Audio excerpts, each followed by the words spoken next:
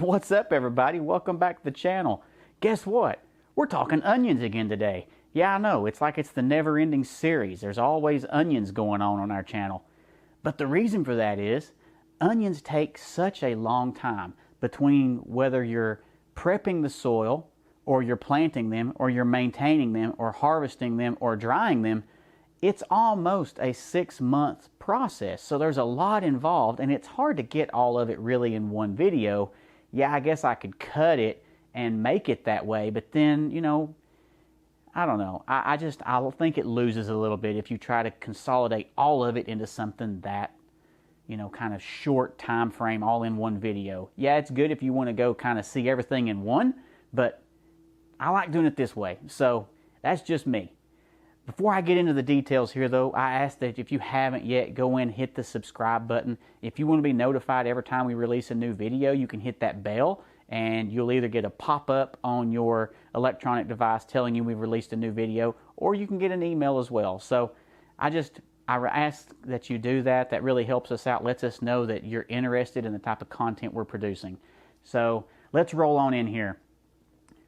You did not see us harvest these onions. And the reason for that is I've been doing a lot of traveling for work lately. And so recently I was up in northern Quebec doing some work, and I was there for about a week and a half. And while I was there, I'm messaging with Amy and the kids, trying to let them know the things that needed to be done around here while I was away. One of those things was harvesting these onions. So as you saw in the last onion video, I was extremely disappointed with the way my candy onions turned out. That was the worst candy onion harvest I think I've ever had in probably 10 years of growing storage onions. Well, these onions here are yellow Spanish onions, and they got to be a lot larger. These are a lot larger than the candy onions. I've grown the yellow Spanish before, and they were kind of this same size. They get to be a good size. They're a little more pungent. They're a higher acidity, lower sugar content than the candy onions, so they're not going to be as sweet. They're going to store a little bit longer than the candy onions. So candy onions are usually like a 2 to 3 month storage time. These are going to be, I think it was a 4-month or so. You're going to have a higher likelihood of like your eyes watering and crying just because of, the way that these onions are.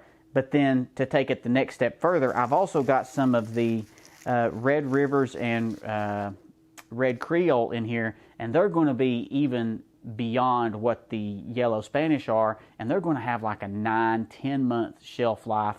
And because of that, they're going to have a much lower sugar content, a lot higher kind of acidity level, and that's what allows them to store a lot longer.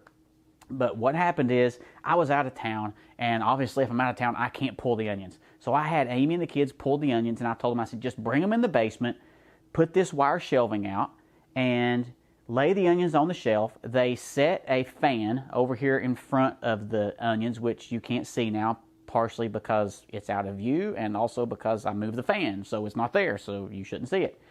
And I had them turn that fan on, and it's been going now for 2.5 to 3 weeks, I believe it is. So these onions are really good and dried out. I'm going to come through a little bit later. I'm going to snip these tops off, and then I'm going to put them in this Coke tray, and I'm going to take them and store them in our crawl space, which our crawl space is an encapsulated crawl space.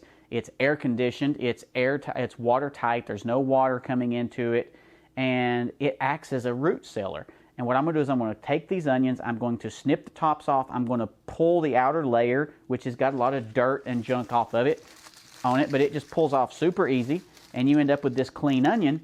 And I'm going to put them in that Coke tray, stick them in the crawl space with that same fan that I moved in the crawl space, because now that fan is blowing across our potatoes, which is going to be seen in a upcoming video. So you'll see that video here before long whenever we get that released. But I'm going to use that same fan, which was blowing over these. I'm going to put the onions in the Coke tray, move it to the crawl space, and I'm going to let the fan continue to blow over these onions for another couple weeks to get them really good and dried and cured. I still have some red onions out in the box beds that need to be pulled. They're falling over. They did not get very large. They're mostly kind of the size of this one here. but it's a really good slicing size just for using in a recipe or whatever. Obviously, you're not going to make onion rings or anything like that with it, but it's a really good tasting onion. It's got a lot of potency to it. You know, it's high acidity, will last for a long time. But I gotta go get those pulled. We got rain forecast for pretty much all of next week, and I need to get these pulled while the ground is still somewhat dry so they don't get any more wetter than they already are, and they can cure a little bit faster. All right, so we're done. I've went through, checked here. We're done with all the onions. This is just the pile of the tops and everything. You see here, we've got one tray of onions, and then we got a second one.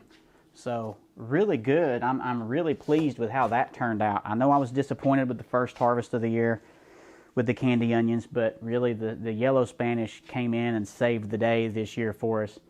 I've still got more red onions to go get, so we're going to go get those here in just a little bit. But I want to tell you a little bit about all this stuff here. So don't just throw this away. I mean, you can if you want to. You can either go and compost this, or what I like to do is, since we are in the heat of summer now, and I do have peppers and tomatoes that are still producing, I'll use all these tops as like a straw mulch material. So I'll take all this out and I will lay it on top of the ground around the base of my tomato plants and pepper plants and eggplants, just to try to help retain and keep moisture in the soil. And then whenever the garden's done this fall and I pull those plants up, I'm just going to leave this there and I'll till it in to my dirt, and it'll become just a organic compost that helps to green manure, basically is what they call it, I guess. And it will help retain moisture as well as the nutrients in the soil from the tops breaking down. So that's how I do this. That may not be your thing, but that's how I choose to use it, and instead of just throwing it in a compost bin or throwing it out in the edge of the woods or whatever some people do with it. So that's it for this part. Let's see how many onions we can get from outside now. All right, we're outside now, and as you can see behind me here, with me being out of town, and Amy and the kids are a little hesitant to do certain things in the garden because they don't really know what a lot of the things are or what I'm planning on keeping, and I could probably do a better job communicating with them in that regard. But you can see we got several things coming up in here. We've got a couple eggplant that haven't brought any fruit yet, but these tomatoes are all volunteers, and these are the little yellow sun sugar gold, and they are just taking over this bed. And I'm going to have to come in here and pull them up, cut them, trim them, or prune them, do something, because they're starting to take over and they're going to start crowding out all this other stuff. But in the meantime, what we've got here is we've got some of the little red onions. So the roots are totally dead on them. The tops never fell over, which is very interesting. You're supposed to wait till the tops fall over to harvest these onions, but as you can see, they're all still standing upright. It's really weird the way these onions did this year, but I'm going to go ahead and go through and pull all of them out. I'm going to bring a little tote out here, put them in the tote, and then I'm going to take them inside. I'm going to lay them on that wire shelf just like the yellow Spanish were, and I'm going to let them dry for probably 3 weeks before I do the same thing all over again. So there's not a whole lot of these red onions left out here right now. You can see there's just random white onions laying out here on the ground that have kind of came up as the weather. We've had a lot of heavy storms come through here lately, and as the ground gets wet and dries and gets wet and dries, sometimes it forces some of these shallow rooted onion bulbs up and out of the ground. So I'm going to go through here, pull these, and then I'm going to get in there and get them start drying, because they are still fairly damp. This ground is still pretty damp, but we do have rain coming in, so I had to get them pulled before. Anyway, I ask that if you haven't yet, and I think I said it before, if you enjoy this kind of content, if you enjoy what we're doing, go in, hit the subscribe button, hit the bell if you want to be notified. If you like this video, please hit that like button. Drop a comment. Let me know how your onions have done this year. Do you do things differently than we've done them this year? Is there something you would like to see? Is there a video series? I say series because this has turned into a series. Is there a video or a video series that you would like us to do so we can share with you just kind of everything we do around here. That's it for this video. I thank you for watching. I wish you a wonderful day. God bless.